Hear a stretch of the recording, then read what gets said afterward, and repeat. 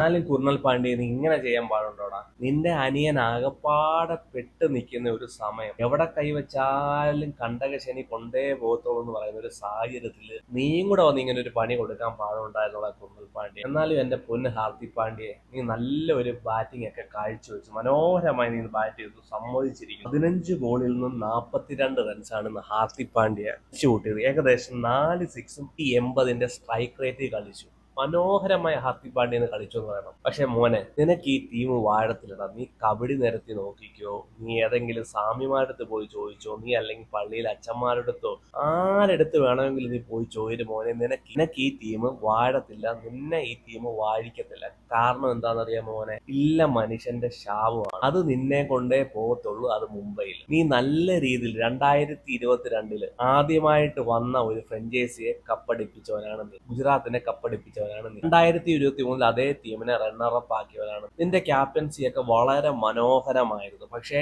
നീ മുംബൈയിലോട്ട് വന്നപ്പോഴേ നിനക്ക് പിഴച്ചെന്ന് പറയേണ്ടിയിരിക്കും. അത് നിന്റെ തെറ്റല്ല, നിന്നെ ഞാൻ ബ്ലെയിം ചെയ്യുന്നതേ ഇല്ല. നീ ഇങ്ങനെയല്ല, ഇത് നീ അല്ല എന്ന് എനിക്ക് നല്ലവണ്ണം അറിയാം. പക്ഷെ ഇല്ല മനുഷ്യൻ എന്തൊക്കെയോ നിനക്കെതിരെ ചെയ്തു വെച്ചിട്ടുണ്ട്. നീ അതുകൊണ്ട് മുംബൈയിൽ നീ എന്തൊക്കെ ചെയ്ത് കൂട്ടിയാലും, എന്തൊക്കെ കാണിച്ചു കൂട്ടിയാലും എനിക്ക് തോന്നുന്നില്ല നീ രക്ഷപ്പെടാൻ പോകുന്നെന്ന്. അല്ലെങ്കിൽ നീ ആ സാധനത്തിനെ എടുത്ത് മാറ്റും. ഈ രണ്ടെണ്ണം കൂടെ അവിടെ വാഴത്തില്ലെന്ന് തന്നെയാണ് എനിക്ക് തോന്നുന്നത്. അല്ലെങ്കിൽ നീ തന്നെ അങ്ങ് മാറി കൊടുക്കുന്നതായിരിക്കും നല്ലത്. മുംബൈക്ക് ഇപ്പോൾ ഒരു ക്യാപ്റ്റന്റെ ഒന്നും കുറവില്ല, അവിടെ ഒരു പവർ ഹിറ്ററിന്റെ കുറവൊന്നുമില്ല. നീ വേറെ ഒരു ടീം കണ്ടെത്തി അവിടെ പോയി നിന്റെ പെർഫോമൻസ് കാഴ്ചവെക്കുക. അല്ലെങ്കിൽ നിന്റെ ലൈഫ് പൊന്നു മോനെ ഇവിടെ തീരും എന്ന് തന്നെ പറയേണ്ടിയിരിക്കുന്നു. ബാക്കിയുള്ള മത്സരങ്ങളൊക്കെ നോക്കുവാണെങ്കിൽ ഏകപക്ഷീയമായുള്ള മത്സരങ്ങളായിരുന്നു. ഇന്ന് നല്ലൊരു മത്സരം കാഴ്ചവെക്കാൻ എന്തായാലും രണ്ട് ടീമിനുമായി മുംബൈ നല്ലൊരു ഫൈറ്റ് നടത്തി. അതിലേക്ക് വരുന്നതിന് മുമ്പേ സ്കോർ ഒന്ന് പരിശോധിക്കാം. ആദ്യം ബാറ്റ് ചെയ്ത ബാംഗ്ലൂർ 221 റൺസ് എടുക്കുന്നു. മറുപടി ബാറ്റിങ്ങിന് വന്ന മുംബൈ കേവലം 209 റൺസ് മാത്രം നേടാനായി. ഏകദേശം 12 റൺസിന്